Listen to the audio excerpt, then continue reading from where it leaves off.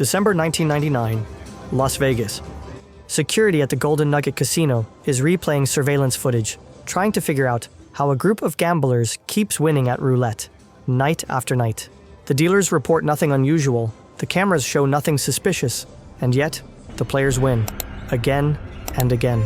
For over 2 decades, this crew has used a nearly undetectable move, a cheat so simple, yet so effective, that no one could catch it. It made them over $25 million across casinos around the world. And at the center of it all is one man, Richard Marcus, a former homeless gambler who became the most successful casino cheat of all time. I'm Richard Marcus. I scammed casinos out of $25 million. I never got caught. I'm known for this particular move called Savannah. They all knew I was the one cheating, but they couldn't figure out what I was doing.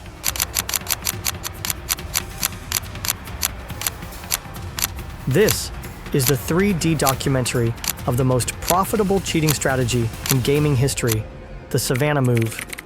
I modeled every detail of this story to explain it to you. Richard Marcus was born in 1955 and raised in New York City. Richard wasn't a prodigy, just obsessed with the thrill of gambling. From an early age, he was drawn to risk, flipping baseball cards for keeps when he was 8. Soon after, he found himself fascinated by casinos and games. As he got older, the hunger grew. He wanted more, risked more, and couldn't stop chasing the next thrill. By the time he turned 18, Richard had saved $20,000 for a big dream, to turn it into millions. I bought a brand new convertible Mustang, drove out to Vegas. I had $20,000 in it. In 1974, at just 18 years old, he slid behind the wheel of his Mustang and headed for Las Vegas. Little did he know, the road ahead would draw him into encounters that would change everything. With all his hopes riding on the night, he stepped into the casino and made his way to the roulette table. He placed his bets, and the game began.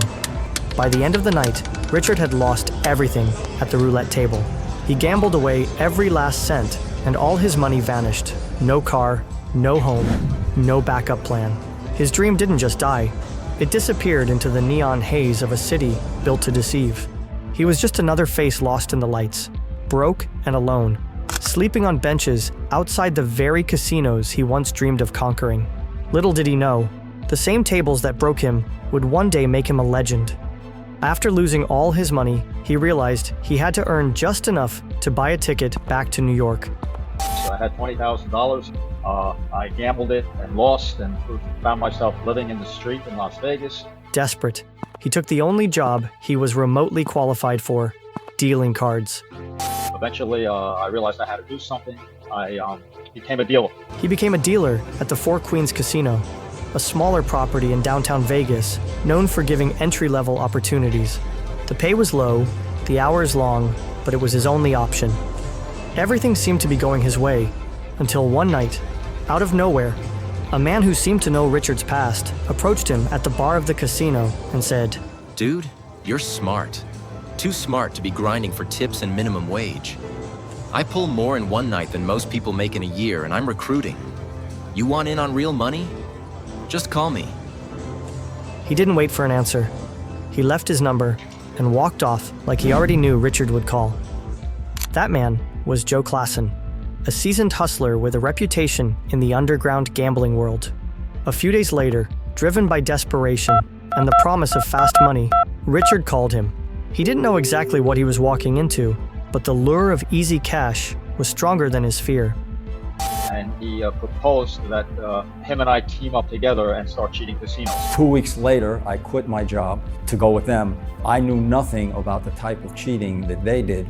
Soon after, he joined a secretive team of professional casino cheats and trained in the art of deception and chip manipulation. This wasn't some backroom hustle. It was a well-oiled operation, run with military-level discipline and surgical precision. After months of intense practice and rehearsal, within the crew, Richard became the claimer, the one who placed the bets and made the lie look real.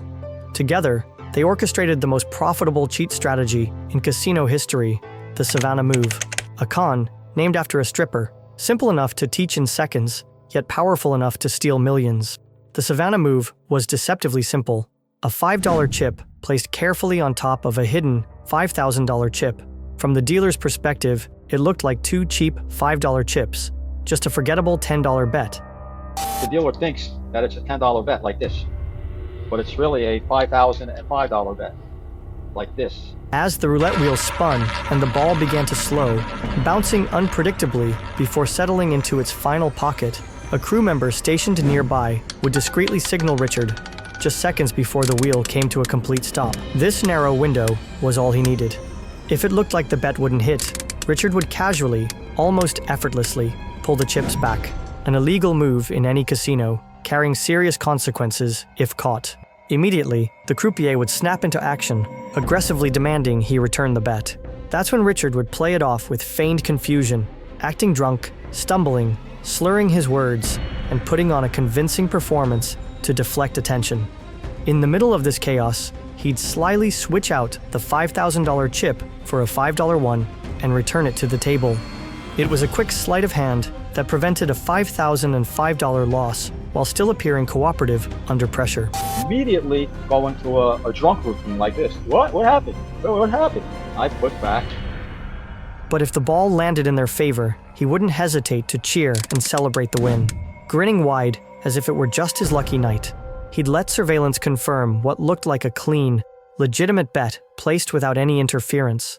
Just another fortunate gambler catching a break. If one of my columns wins, I just go, yes, I won the bet. Yes, there it is. 10,000 bucks. Before continuing the video, I'd like to show you a glimpse of who I am and what goes into creating these documentaries. All of this is done solely by me, a one-person army running this channel, Voxel TV. Each episode begins with hours of research, finding an interesting topic, and exploring both the told and untold stories within it to make the best possible transcript. Once that's done, I bring those stories to life through 3D animation, a step that takes a lot of time and attention to detail in order to make everything look just right. Next is rendering, a process that can take countless hours. On my laptop, just 1 minute of animation can take nearly 10 hours to render non-stop. After that comes the voiceover and editing everything together into a complete documentary. I put in the effort to make every video worth your time, and I want to thank you for all your support. It truly motivates me to keep creating. Now let's get back to the video. So the cheat occurred when they lost. And when they won, surveillance backed them up every time. The camera didn't see fraud, it saw a winner. Over 2 decades, Richard and his crew pulled this scam across the globe, from Macau to Monte Carlo, from Caesar's Palace to the Casino de Montréal. They earned over $25 million without violence, without tech, and without any trace. But eventually, Las Vegas caught on. Richard had become infamous in the surveillance world, a name whispered nervously in pit meetings, a ghost known to be cheating, but never caught in the act. His reputation grew with every whispered rumor, making casino staff uneasy and paranoid. Casinos began tearing roulette wheels apart, searching obsessively for magnets, hidden devices, or any sign of tampering, desperate to catch the elusive mastermind in the act. They were looking for, did I have a magnet? Was I controlling somehow how the ball landed? Indeed, there was nothing to find, just pure psychology and perfect timing. That's why Richard always seemed one step ahead, slipping through their grasp like a shadow in the night.